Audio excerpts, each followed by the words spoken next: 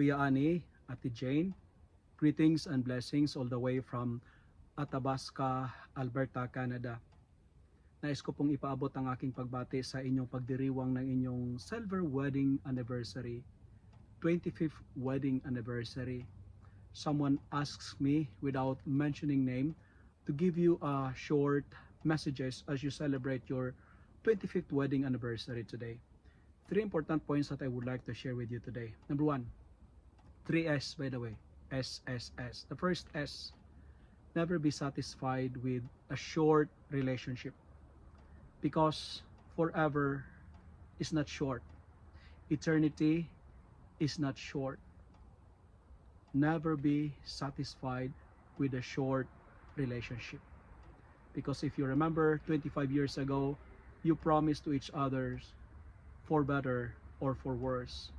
Kamatayan lamang ang makapaghihiwalay sa inyong dalawa. So, never be satisfied with a short relationship, because as what I've told you, eternity and forever is long. Second S, sanctify your relationship. Don't strive to be a perfect husband, Kuya Ani. Neither you, Ate Jane, don't strive to be a perfect wife. It's impossible.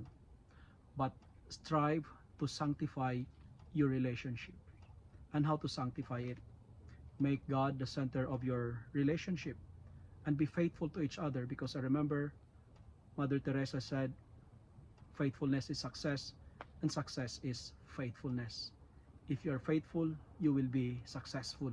If you are faithful, you will blessing will chase on you. And third S, Kuya Ani, let me remind you, hindi po ikaw ang hari sa pamilya. Neither you, Ate Jane, you are not the boss. And what's the final S? Both of you are servants. Serve one another, because that is your calling, to be of service to each other. And you serve each other because you love each other. And as a suggestion, Ate Jane, never stop flirting, Kuya Ani. And Kuya Ani, don't stop dating Ate Jane. Isang maligayang pagbati ng inyong silver wedding anniversary.